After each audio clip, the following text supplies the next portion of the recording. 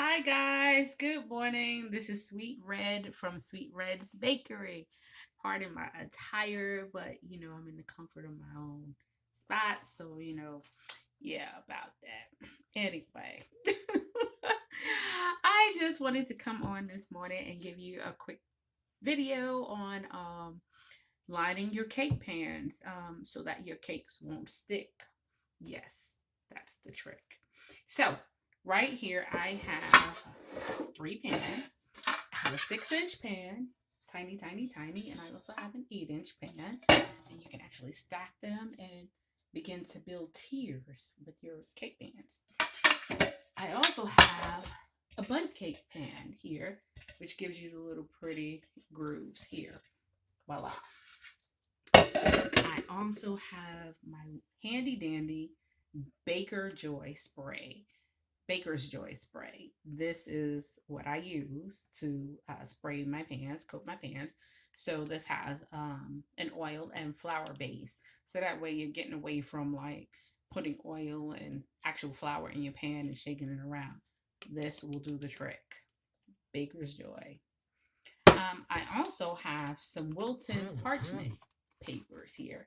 And this is a long sheet that you can actually use and lay it on a cookie sheet and put your cookies on so they don't stick. And it looks like this. Voila! Now you see me? Now you know. Okay. Anyway, and I also have some round Wilton's cutout parchment paper, which makes it easier for me for the 8-inch pan. They do have smaller ones, but whatever. This is what I pretty much use, 8-inch, and this is what it looks like. Ooh. Okay. All right. Enough playing around. And I have my handy dandy scissors, and I have my little edible pen. Edible. You don't want to use anything else. Edible. Okay? Because you're messing with cakes, food. Any rate, so what I like to do is I'm getting ready to show you really quick on this pan, and I have to hurry up because I don't know how long I have on my videos. But anyway, so on the bundt cake pan, you want to spray it generously. Make sure you shake it up, and you want to. Oh my. Okay, this is not happening in the middle of my video. This is awful. Okay, you want to spray the inside of your pan, and you want to spray the center part where the cake is going to go around. So you want to spray coat this, and you want to spray your pan, especially your bundt cake pan, maybe a minute or two before you actually pour the batter in. This will help.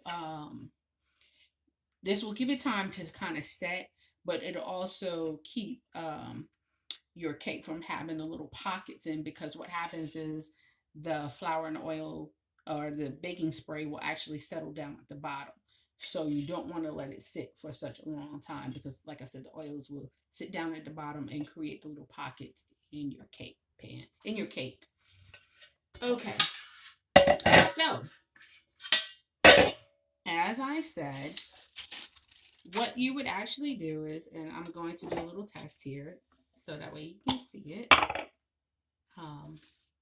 You would actually spray just a bit in the bottom of your baking pan, and you're going to take your parchment paper. By the way, this is the 8-inch pan, and you're going to place it at the bottom of your cake pan.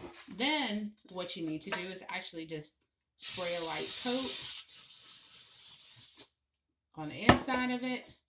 You want to get the rim, and you want to get the bottom of it. And I'm just doing this for test purposes here. And then you can pour your cake batter inside your pan. See? This is what I did. So I sprayed a little bit so I can stick the parchment paper down, and then I sprayed on top of the parchment paper because that's where the cake is going to go and bake on. And when it's time to flip it, you'll be able to flip and it won't stick. Okay? Okay. So, the reason why I took out this long piece of parchment paper which I'm not going to use the entire thing, but when I have my 6-inch cake pans, which are super tiny, well, not tiny because they're smaller pan sizes than this, but what I'd like to do, since I only have the 8-inch parchment paper, I like to measure this on the long one and create a parchment paper.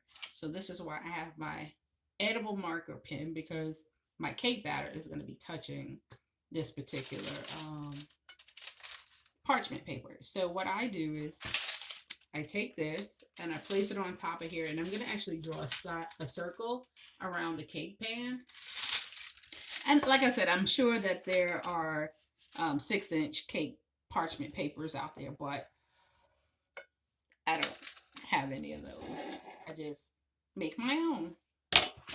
So I drew a circle on here, and only thing I'm going to do is just cut it out. And let's see, I'm almost done cutting.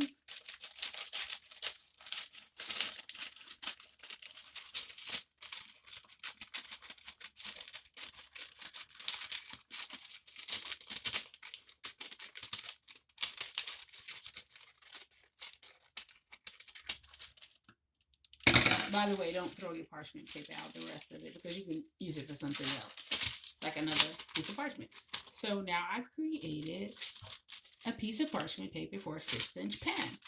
And you can also do this with your square and your rectangle pans. So you can draw around the base of it, and voila, it fits inside. Ta-da! So you would do the same concept as you did in your 8-inch pan. You'd spray a little bit of the Baker's Joy at the base. You place your parchment paper on the bottom of the pan and make sure that it's the bottom and end. And then you would want to spray the rim and also the base of the parchment paper. So that way it's really coated and you can pour your cake batter in there. Okay? Okay. So that way it won't stick. So, again, we have the Baker's Joy cake spray. And we also have parchment paper. Like I said, this is the one that you use for your cookie sheet. And you also have pre-cut parchment paper, but this one is for an 8-inch. They do have various sizes, but like I said, I don't mind cutting, if I need to cut. Or you can just go get some plain old parchment paper, whatever's cheaper, whatever you like to use. It all works the same. But I just wanted to bring that little tip and trick to you all. So let's get baking, guys. You have a great day, and I'll be back soon.